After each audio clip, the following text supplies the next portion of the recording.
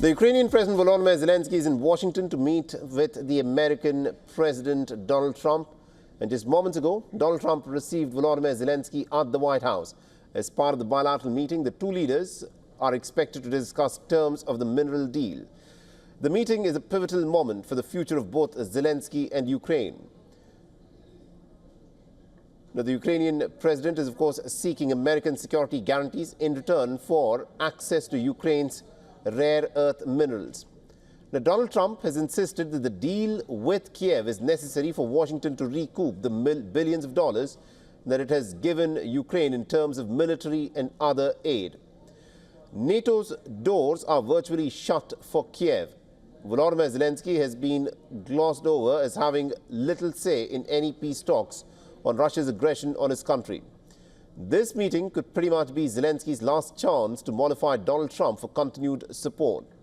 The Ukrainian leader's visit was almost cancelled after Donald Trump reportedly had declined to meet with Zelensky, but reports say that France's President Emmanuel Macron had softened the ground for the Ukrainian president during his visit to the US earlier in the week. The Russian President Vladimir Putin has already spoken to his American counterpart over the phone. The two leaders reportedly spoke for 90 long minutes just 2 weeks ago. And now Zelensky is meeting Donald Trump to determine as to what could be in store for his war-ravaged country in terms of American support. The Ukraine's president will address a joint press conference with Donald Trump in about 2 hours from now. And to give us more updates on this, we have our correspondent Susan Tehrani, who's joining us live on this broadcast from New York. Susan, this is a big moment from the Ukrainian President Volodymyr Zelensky.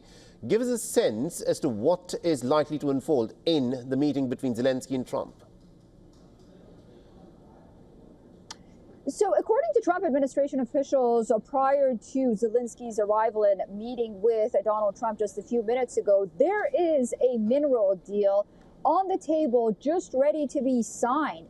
And what this mineral deal does, it's somewhat a joint venture between Ukraine and the United States. 50% of the profits of those rare minerals would go to the United States, and then the other 50% would go to Ukraine for reconstruction efforts, post-war reconstruction efforts. Now, is this signing going to take place? Trump administration officials say that it's very likely during this visit by Zelensky.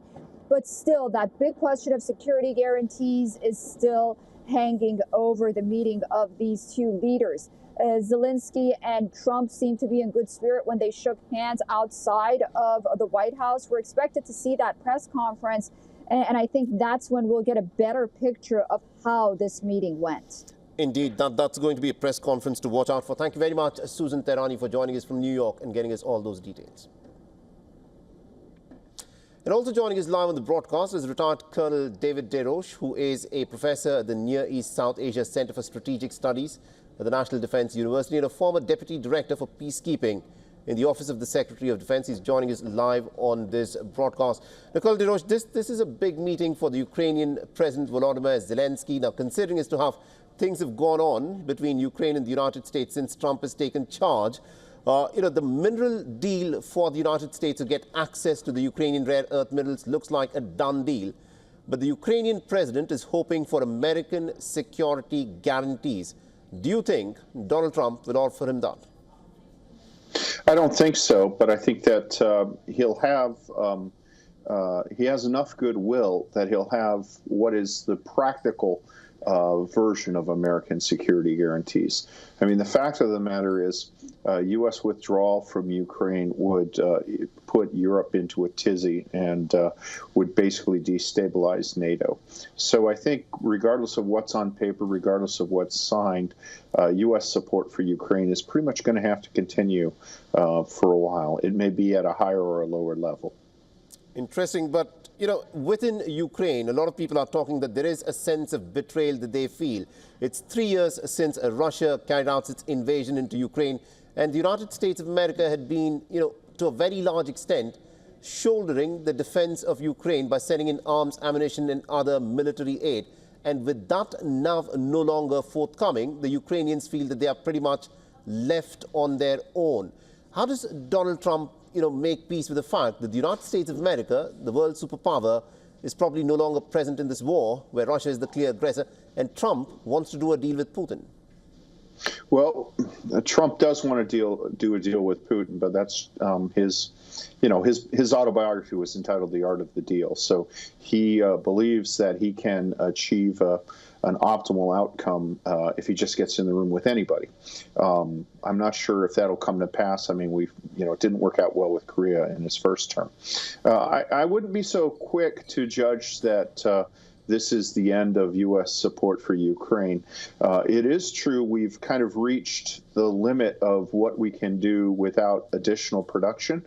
But now that there is reports of this mineral deal, what that does is provide for Trump the ability to justify to his base continued support of Ukraine. He would say, well, we're going to get this all back down the road. So rather than viewing this as extortion, I see it as something that ties the U.S. into the continued defense of Ukraine. I mean, after all, if Ukraine is taken over by Putin, Putin's not going to pay the United States back. So I think that what we're seeing here is really a fig leaf that allows Trump to continue support on his term rather than on Joe Biden's terms. It's interesting that you mentioned that the defense of Ukraine, for that weapons, ammunition, and other support can flow from the United States, contingent to the fact that the Americans have access to the Ukrainian rare earth minerals. Would that mean that Donald Trump would say that he wanted to end this war with Russia may, for access to Ukrainian rare earth minerals, prolong this war?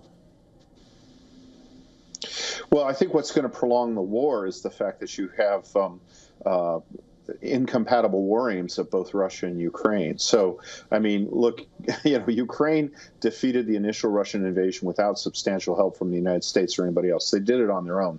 And if the United States were to withdraw, which I think is unlikely, they're not just going to say, oh, well, that's it, and capitulate. There's still substantial European support, and they have their own resources. So, you can always end a war by surrendering.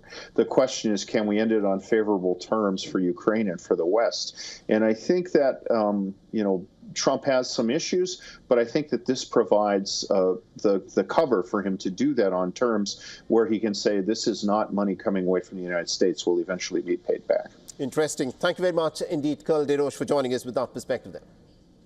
Thank you.